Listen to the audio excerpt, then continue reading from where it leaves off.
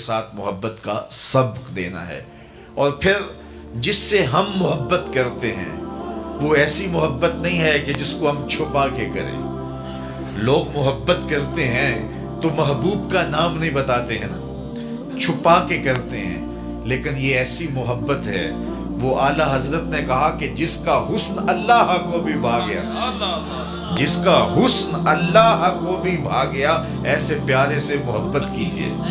یعنی پیار دیکھیے، معیار دیکھیے. اعظم چشتی اللہ اس کی قبر پہ کروڑوں رحمت نازل کرے، اس نے تو قلم توڑ دیا. اپنا معیار زمانے سے جدا رکھتے ہیں، ہم تو محبوب بھی محبوب خدا رہے. کوئی گلیوں میں گھومنے والا آوارہ شخص ہمارا محبوب کوئی تھوڑا ہے کہ ہمیں شرمندگی ہو. ہمارا محبوب وہ ہے جو عرشوں پہ گھومتا ہے.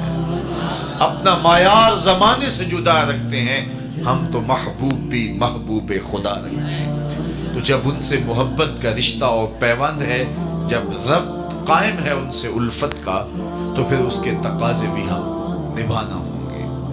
کوئی جس سے پیار کرتا ہے تو کثرت سے اس کا ذکر کرتا ہے، اور کثرت ذکر محبت کا تقاضا ہے. محبت جس سے ہو جائے تو پھر بار بار اس کا تذکرہ کرنے کو جی چاہتا ہے. اس کی باتیں سہانی لگتی ہیں، اس کے تذکرے اچھے لگتے ہیں. اس کی کوئی تعریف اور مدح میں لب کھولے تو وہ لب چومنے کو جی چاہتا ہے. یہ محبت کا تقاضا ہے. محبت کا تقاضا یہ ہے کہ بندہ جس سے محبت کرتا ہے اس کی محبت میں بہرا بھی ہوتا ہے اور اس کی محبت میں اندھا بھی ہوتا ہے. یومی و یوسف کے لفظ آتے ہیں. مطلب کیا کہ نہ اس کا کوئی عیب دیکھ سکتا ہے اور نہ اس کا کوئی عیب سن سکتا ہے. یہ میں اس محبوب کی بات کر رہا ہوں جس میں عیب ہو بھی تو وہ نہیں دیکھ پاتا، عیب ہو بھی لیکن وہ نہیں سن پاتا. لیکن جہاں پیوند محبت کا ہمارا ہے، جہاں رشتہ الفت ہمارا ہے، وہاں عیب کیا، عیب کا گمان بھی نہیں. خلقت مبرا من کل عیب، وہاں عیب کا نشان بھی نہیں ہے. وہ کمال حسن حضور ہے کہ گمان نقص جہاں نہیں. یہی پھول خار سے دور ہے، یہی شمع ہے کہ دھواں. ہر پھول کے ساتھ کانٹا ضرور ہوتا ہے، ہر شمع کے ساتھ جو ہے وہ دھواں ضرور ہوتا ہے. لیکن حسن رسول وہ پھول ہے جس کے ساتھ کانٹا نہیں، وہ شمع ہے جس کے ساتھ دھواں نہیں ہے. تو یہ وہ محبت ہے، یہ وہ محبت ہے، یہ وہ الفت ہے، اور یہ وہ پیار ہے کہ جہاں عیب کا نام و نشان بھی نہیں، اور جہاں محبت ہو وہاں عیب ہو بھی تو نظر نہیں آتا. رومی علیہ الرحمہ نے اس کو بھی ایک خوبصورت تمثیل سے بیان کیا. گفت لیلا را خلیفہ کان توئی، کس تو مجنوں شد پریشان و غبی. بادشاہ وقت نے لیلا کو دربار میں ایک دن بلا لیا اور کہا کہ تیرے حسن کا بڑا شہرہ ہے، تو نے ایک شہزادے کو حواس باختہ کر کے رکھ دیا. کون سا جادو ہے تیری نگاہوں میں؟ مجھے تو تیرے سے زیادہ اپنی لونڈیاں ہنسی نظر آتی، لیکن تو کیا کمال ہے، کرشمہ کیا ہے بتا تو صحیح. از دیگر خوباں تو افزون ایستی، باقی عورتوں سے کوئی تو انوکھی تو ہے نہیں، لیکن ایک شہزادہ ہوش گوا بیٹا، کیا کمال اور کرشمہ ہے تیری نگاہوں میں. تو لیلا نے جو جواب دیا رومی علیہ الرحمہ نے 2 لفظوں میں بیان کی. گفت خاموش چوں تو مجنوں نیستی. بادشاہ نے کہا بادشاہ چپ کر جا، تو کوئی مجنوں تو نہیں نا. دیدائے مجنوں اگر بودے تو را، دیدائے مجنوں اگر بودے تو را، از دو عالم بے خبر بودے تو را. اگر تیری آنکھ مجنوں والی ہوتی پھر تو مجھے دیکھتا. تو ہوش دارو مجنوں بے خودست، در طریق عشق بیداری بدست.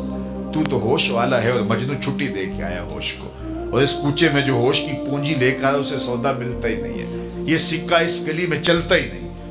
تو رومی کہتے ہیں کہ اگر لیلا کو دیکھنا ہے تو مجنوں کی آنکھ چاہیے، اور مصطفیٰ کو دیکھنا ہے تو ابو بکر کی آنکھ.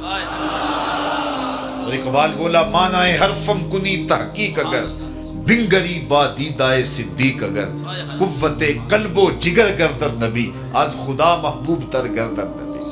اقبال کہتا ہے اگر نگاہ ابو بکر مل جائے تو جدھر دیکھو گے جلوے نبی کے ہی نظر آئے. خدا تک پہنچنے کے بعد بھی اسی در کا شکریہ ادا کرنا پڑے گا، چونکہ اگر یہ چوکھٹ نصیب نہ ہوتی تو خدا تک بھی رسائی نصیب نہ ہوتی. اس لیے وہاں پہنچ کر کے بھی اس چوکھٹ پہ سلامی پیش کرنا ہوگی. تو یہ ایک راستہ ہے، ذریعہ ہے. تو جہاں محبت ہوتی ہے تو وہاں عیب دکھائی نہیں دیتا. اچھا، محبت کا بہت بڑا تقاضا یہ ہے کہ بندہ جہاں محبت کرتا ہے تو تقاضا محبت یہ ہے کہ محب محبوب کی بات مانتا ہے، محبوب کی اطاعت کرتا ہے۔ محبت خالی لفظوں سے نہیں ٹپکتی، عمل بتاتا ہے کہ یہ محب ہے، رویے بتاتے ہیں کہ یہ محب ہے۔ اللہ اکبر۔ میں اور آپ اللہ اور اس کے رسول سے اگر محبت کرتے ہیں تو ہم اپنی محبت کا محاسبہ کریں اپنے اندر اتر کے۔ جن سے دعوی محبت ہے، کیا ان کی بات مانتے ہیں؟ کیا ان کے طرز زندگی کو اختیار کیا ہے؟ میرے حضور مدینہ المنورہ کی گلی سے گزر رہے ہیں تو ایک محل نما مکان بن رہا تھا، تو آقا کریم علیہ السلام نے گزرتے رک کے پوچھا یہ کس کا ہے؟ تو کسی نے کہا فلاں انصاری کا۔ حضور گزر گئے، کسی نے جا کے اسے بتایا حضور گزرے تھے، تیرا مکان دیکھا تھا۔ حضور کے چہرے پہ مسرت کے آثار نہیں آئے۔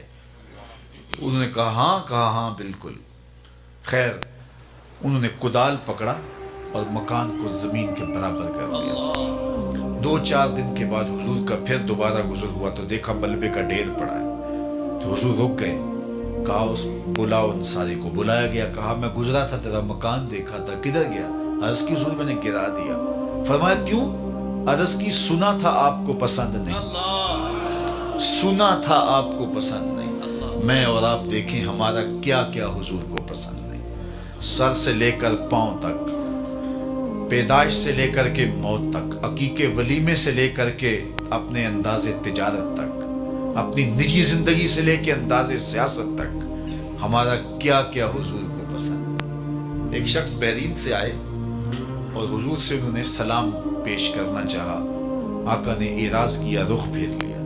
وہ سمجھے شاید اتفاقاً حضور نے رخ پھیرا ہے، تو جدھر رخ پھیرا تھا تو ادھر سے جا کے حضور کو پھر سلام کیا، تو آقا نے پھر رخ پھیر لیا۔ وہ سمجھ گئے کہ حضور ناراض ہیں، تو جو اصحاب تھے ان سے کہا کہ مجھے تو سمجھ نہیں کہ حضور کی ناراضگی کا سبب کیا ہے، تو کیا تم بتا سکتے ہو کہ حضور کیوں ناراض ہیں؟ انہوں نے غور کیا تو کہا یہ تم نے سونے کی انگوٹھی پہنی ہے، تو اللہ کے محبوب اس کو حرام فرما چکے ہیں اور جہنم کا انگارہ قرار دیا ہے، تو اس وجہ سے حضور ناراض ہو سکتے ہیں، ہمیں تو یہی سبب لگتا ہے۔ تو وہ آگے بڑھے اور انگوٹھی اتارتے ہوئے حضور کو پیش کرتے ہوئے کہا حضور کیا اس وجہ سے ناراض ہیں؟ تو آقا کریم نے اس کو پکڑا اور یوں پھینک دیا، ناراضگی کی وجہ ختم ہو گئی۔ اللہ اکبر۔ کئی لوگ وہ سونے کی چین ڈال لیتے ہیں اور مختلف انگوٹھیاں ڈال لیتے ہیں، بلکہ میں نے ایک شخص کو دیکھا کہ اس نے جو ہے وہ ایک کڑا ڈالا ہے، تو میں نے کہا کہ یہ کیوں ڈالا ہے؟ تو وہ کہنے لگا یہ مدینہ شریف سے آیا ہے۔ میں نے کہا مدینے والے نے تو منع کیا ہے، انہوں نے تو روکا ہے۔ تو حضور نے اس کو پھینک دیا، ناراضگی ختم ہو گئی، وہ بیٹھ گیا، مجلس جاری رہی، گفتگو چلتی رہی۔ جب مجلس اختتام کو پہنچی، لوگ گھروں کو پلٹنے لگے، تو وہ بھی پلٹا نا، تو کسی نے اشارہ دیا وہ انگوٹھی تو اٹھا لو، چلو تم نہیں پہن سکتے، تمہاری بیوی تو پہن سکتی ہے، قیمتی سونا ہے۔ تو اس نے کیا کہا؟ واللہ لا آخذہ وقد طرحہ رسول اللہ صلی اللہ علیہ وآلہ وسلم۔ اس نے کہا اللہ کی قسم میں اسے کبھی بھی نہیں اٹھاؤں گا جس کو میرے رسول نے پھینک دیا۔ تو میں اور آپ دیکھیں کہ ہم کہاں کھڑے ہیں۔ محمد دی زیارت محمد دے رنگ وچ، اے ٹھگ بازیاں جانے پیارا محمد، چوں بنام مصطفیٰ خانم درود، از خجالت آب می گردد وجود، عشق می گوید کہ محکوم غیر، سینہ تو از بتا مانند دیر، تا نداری از محمد رنگ و بو، بر زبان خود میالا نامے ہو۔ اگر ان سے محبت کا دم بھرتے ہیں، ان سے پیار الفت کا رشتہ رکھتے ہیں، تو پھر ہمارا طرز زندگی بتائیں۔ میرے استاد فرمایا کرتے تھے یہ نہ ہو کہ لوگ تمہیں پوچھے تم کون ہوتے اور تمہیں بتانا پڑے کہ ہم مسلمان ہوتے ہیں۔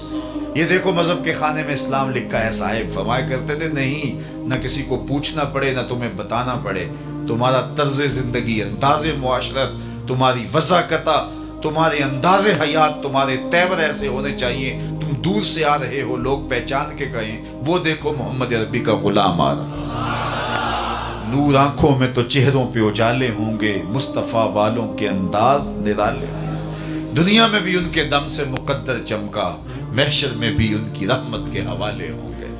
تو میں اور آپ دیکھیں کہ ہم کہاں کھڑے، ہم اپنی محبت کو تھوڑا سا پرکھیں، آزمائش کریں، کیا ہمارا دعوی محبت ہماری زبان تک ہی محدود ہے یا ہمارا عمل ہماری محبت کی گواہی دے رہا ہے؟ مجالس میلاد منعقد ہوتی ہیں تو جانا آنا رہتا ہے، تو میں دوستوں کو کہتا ہوں کہ یہ جو میلاد کا لفظ ہے یہ تو عربی زبان کا لفظ ہے، تو اس کو اردو میں یوم پیدائش کہتے ہیں اور انگلش والے برتھ ڈے کہتے ہیں۔ تو کسی کی برتھ ڈے پہ جانے کا آپ کو اتفاق ہوتا ہے تو خالی ہاتھ جاتے ہیں یا کوئی تحفہ لے کے جاتے ہیں؟ تو کبھی خالی ہاتھ نہیں جاتے، آپ کہتے ہیں اس نے بلایا ہے تو کوئی تحفہ بھی تو اس کے لیے لے کے جانا چاہیے، اور تحفہ بھی وہ لے کے جاتے ہیں جس سے وہ خوش ہو۔ بچہ ہے تو کھلونے لے جاتے ہیں، کوئی جوان ہے تو مٹھائی لے جاتے ہیں، بوڑھا ہے تو کوئی کتاب لے جاتے ہیں، اس کے مزاج کی مطابقت میں جاتے ہیں۔ کبھی ایسا تو نہیں ہوا کسی بوڑھے کی سالگرہ پہ گئے ہوں اور آپ کھلونے لے گئے ہوں، ایسا تو نہیں ہوتا۔ آپ کہتے ہیں جس سے وہ خوش ہوگا، جو اس کے مزاج کی مطابقت میں ہے، وہ پیش کریں۔ تو پھر حضور کے میلاد پہ آنے والے کو حضور کو بھی تحفہ پیش کریں۔ اب حضور کو تحفہ وہ پیش کیا جائے جس سے حضور خوش ہو۔ تو آقا کریم سے پوچھا جائے آقا کریم آپ کیسے خوش ہوتے ہیں؟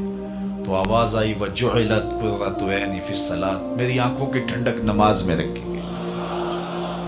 تو حضور علیہ السلام کے نام سے سجنے والی محافل اور مجالس کا نتیجہ یہ ہے کہ اگر بدقسمتی سے ہمیں نماز سے محرومی ہے تو پھر 5 گانا نماز کا تحفہ ہم پیش کریں کہ آقا آپ کے نام پہ جمع ہوئے ہیں تو آج کے بعد نماز نہیں چھوڑیں۔ اور میں کہتا ہوں کتنا خوش نصیب ہے وہ لوگ جس کی صبح کا آغاز سجدوں سے ہوتا ہے، اور کتنے بد نصیب ہیں وہ لوگ کہ صبح چڑیاں بھی رب کی تسبیح بولیں، حشرات الارض بھی اس کی تقدیس کے ترانے پڑھیں، میں نے خمرے بلبل سب اس کی تقدیس کے گیت گائیں، اور حشرات الارض تک اس کی تقدیس کے ترانے پڑھیں، اور یہ اشرف المخلوقات ہونے کے باوصف نیند کے خراٹوں میں ہو۔ تو خوش نصیب وہ ہے کہ جس کو 5 گانا سجدوں کی توفیق نصیب ہوتی ہے۔ قیامت کے دن اللہ تعالیٰ جل شانہ اپنے حضور بندوں کو سجدہ ریز ہونے کا حکم دے گا۔ آج کوئی سجدہ کرتا ہے یا نہیں کرتا تو اس دن نہیں چاہے گا کہ میں سجدہ نہ کروں، اس دن تو وہ جھکنا چاہے گا، لیکن بے نمازی کی کمر اکڑ جائے گی، آرزو رکھنے کے باوجود وہ سجدہ ریز نہیں ہو سکے گا۔ اور آپ جانتے ہیں قیامت کے دن جس صف میں نمرود، فرعون، حامان، قارون دشمنان خدا کھڑے ہوں گے، اس صف میں بے نمازی کو کھڑا کر دیا۔ کوئی شخص یہ گوارا کرتا ہے جہاں اللہ اس کے رسول کے دشمن کھڑے ہوں میں بھی وہاں، اور اس صف پہ رحمتیں نہیں لعنتیں برس رہی ہوں گی، تو کیا بد نصیبی ہوگی ان لوگوں کے لیے جنہیں سجدوں کی توفیق نہیں۔ میں بار بار کہتا ہوں کہ جب اللہ کسی سے ناراض ہوتا ہے رزق نہیں چھینتا، آب و دانہ بند نہیں کرتا، چاند سورج کو اس کے آنگن میں روشنی ڈالنے سے روکتا نہیں، ہواؤں کو آکسیجن کو نہیں روکتا۔ جب اللہ کسی سے ناراض ہو جاتا ہے سجدے کی توفیق چھین لیتا، اسے اپنے حضور جھکنے کی توفیق نہیں دیتا۔ تو اس کی جناب سے سجدوں کی توفیق مانگو۔ خوش نصیب ہیں وہ لوگ جو اپنی زندگی کو سجدوں سے آباد رکھتے ہیں۔ زندگی آمد برائے بندگی، زندگی بے بندگی شرمندگی۔ جس زندگی کے اندر سجدہ ہی نہیں ہے، جھکنا ہی نہیں ہے، وہ زندگی زندگی ہی نہیں ہے، وہ چوپایوں سے بدتر کہلائے گا جو اللہ کے حضور سجدہ ریز ہونا نہیں جانتا۔ یہ درخت حالت قیام میں ہے، چوپائے حالت رکوع میں ہے، یہ مینڈک تشہد کے عالم میں، حشرات الارض سجدے میں ہے، انسان اشرف المخلوقات ہے، اس کی عبادت کو تمام عبادات کا جامع بنایا گیا ہے۔ اور جسے نہ سجدہ نصیب ہے، نہ قیام اور رکوع اس کی حضور نصیب ہے، تو پھر وہ چوپایوں سے بھی بدتر چلا جائے گا۔ امام غزالی بولے اللہ نے 3 طرح کی مخلوقیں پیدا کی ہیں۔ ایک مخلوق وہ ہے کہ جس میں فہم و شعور، عقل و ادراک نہیں رکھا گیا، صرف شہوات رکھی گئی۔ ایک مخلوق وہ ہے جس میں شہوات نہیں رکھی گئی، فہم و ادراک رکھا گیا۔ اور تیسری مخلوق وہ ہے جس میں عقل و خرد بھی رکھی گئی ہے اور شہوات کی آزمائش میں بھی ڈالا گیا ہے۔ جس میں صرف شہوات ہیں وہ چوپائے ہیں، بہائم ہیں، حشرات الارض ہیں۔ جن میں عقل و شعور اور فہم رکھا گیا، شہوات نہیں رکھی گئی، وہ فرشتے ہیں۔ اور جس میں یہ دونوں چیزیں رکھی گئی ہیں وہ حضرت انسان ہے۔ اب اگر یہ اپنی شہوات کو، خواہشات نفسانیہ کو قابو میں کر لیتا ہے اور عقل و خرد سے کام لیتا ہے تو فرشتوں سے بھی بہتر کہلاتا ہے، اور اگر یہ اپنی خواہشات کا غلام بن جاتا ہے تو چوپایوں سے بھی بدتر ہوتا ہے۔ تو ہم اس دو راہے پہ کھڑے، اللہ نے ہمیں بتا دیا، خیر کا رستہ بھی بتا دیا، شر کا رستہ بھی بتا دیا۔ انا ہدیناہ السبیل اما شاکرا و اما کفورا۔ حضرت انسان کو اللہ نے ہدایت سے محروم نہیں رکھا، یہ واضح میں رکھی ہے۔ اس کائنات کا پہلا انسان، پہلا نبی بھی ہے، کبھی بھی حضرت انسان کو اللہ نے ہدایت سے محروم نہیں رکھا، اور فطری اور جبلی ہدایت اللہ نے حضرت انسان کے سینے میں رکھی ہے۔ بلکہ یہ ہدایت جو جبلی ہے یہ تو اللہ نے جانوروں کو بھی دی ہے، ان کی فطرت کے اندر بھی رکھا ہے۔ وہ آپ نے کبھی دیکھا ہو کہ مرغی جب کڑک بیٹھ جائے اور ضد کرے کہ میں اب انڈے نہیں دوں گی، تو اس کے نیچے پھر انڈے ڈالے جاتے ہیں، اور وہ پھر 21 دن تک ان انڈوں پر اپنے سینے کی حرارت، گرمی اور توجہ مبذول کرتی ہے۔ اور آپ جانتے ہیں کہ بطخ کڑک نہیں بیٹھتی، اس لیے کہ بطخ پانی کے بغیر رہ ہی نہیں سکتی،